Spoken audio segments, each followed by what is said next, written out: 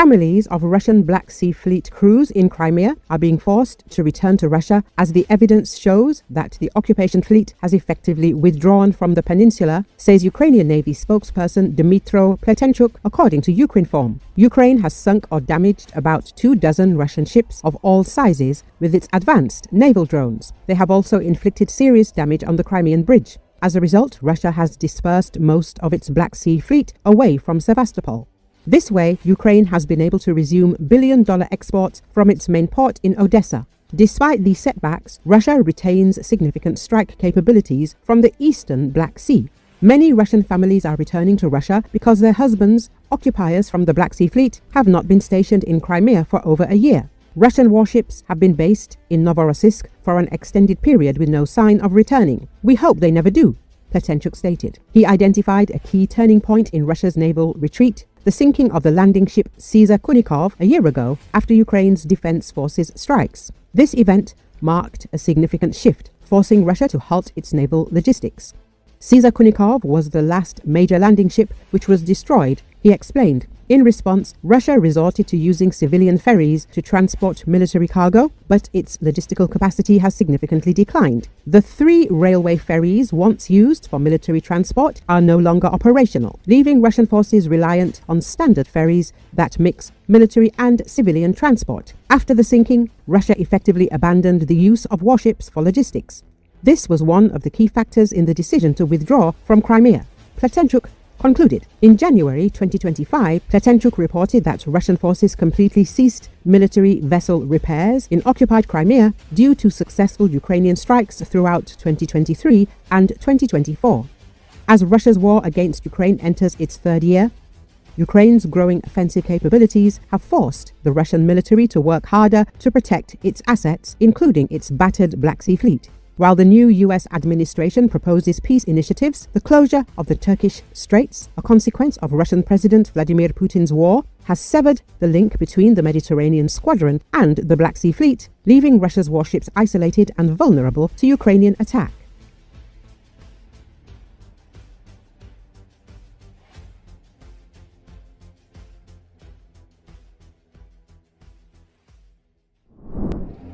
European Union countries are considering the possibility of mass detention of oil tankers in the Baltic Sea if they are linked to Russia. Politico reports, citing European diplomats and government officials, that negotiations are underway to create legal grounds for such actions. According to sources, the measures under discussion fall into 3 main categories. According to the publication sources, proposals of 3 categories are being discussed. First, the ability to detain tankers based on possible threats to the environment, for example, due to the risk of an oil spill. The second basis for seizing ships was proposed to be piracy laws. They want to include a threat to critical underwater infrastructure under them.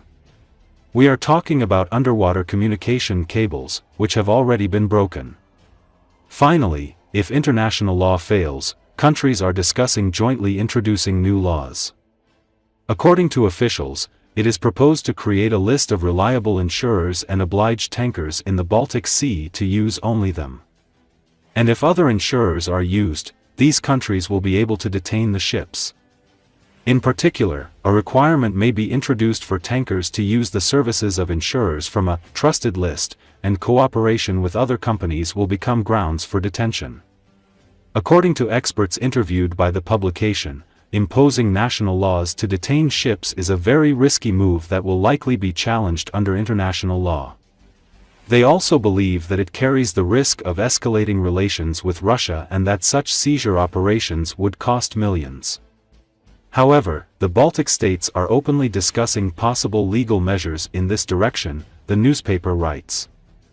We have enough opportunities to act more decisively, and we are going to do this at the EU level, Estonian Foreign Minister Margus Tsahkna told journalists. Lithuanian Defense Minister Dovis Šakaliene, in turn, stated that Vilnius is studying legal mechanisms that would allow ships to be detained not only in the country's territorial waters, but also in its exclusive economic zone.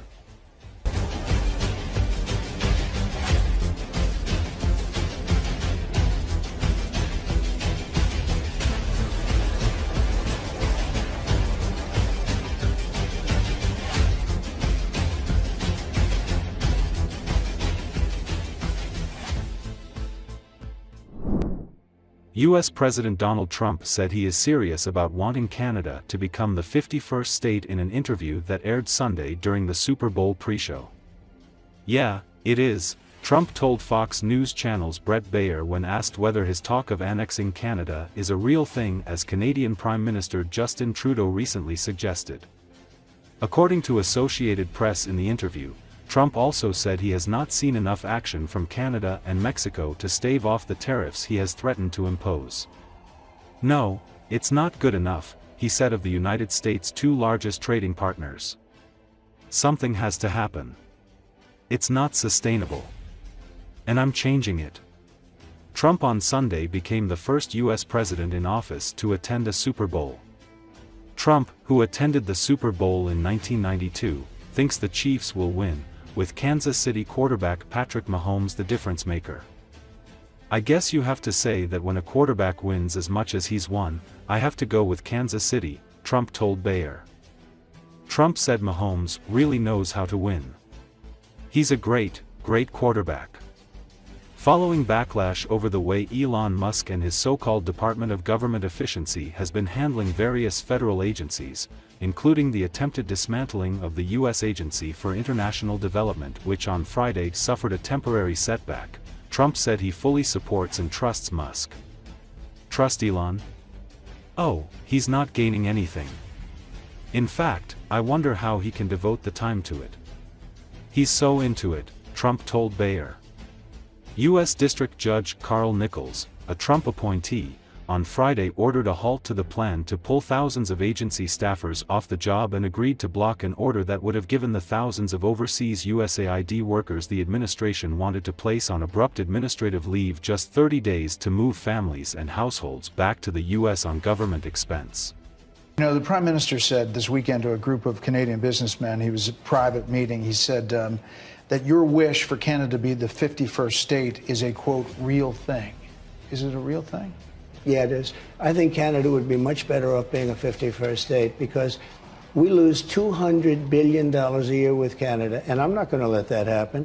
It's too much. Why are we paying $200 billion a year, essentially in subsidy, to Canada? Now, if they're a 51st state, I don't mind doing it. You announced tariffs on Canada and Mexico. You immediately got action from both of them on border security and drug interdiction. I did. A lot of action. Is that good enough? Expected. Is that good enough? No, it's not good enough. So more needed in 30 days. Something has to happen. It's not sustainable, and I'm changing it. But she's great, and he's great. I guess you have to say that when a quarterback wins as much as he's won, I have to go with Kansas City.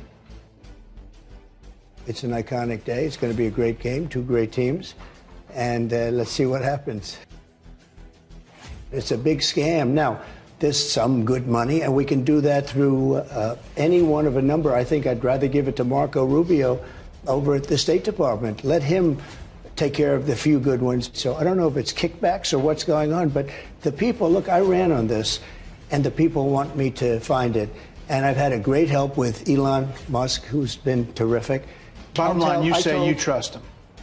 Trust Elon? Oh, he's not gaining anything. In fact, I wonder how he can devote the time to it. He's so into it.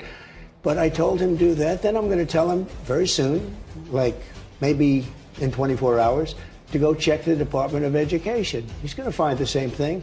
Then I'm going to go to the military. Let's check the military. We're going to find billions, hundreds of billions of dollars of fraud and abuse. But I campaigned on this.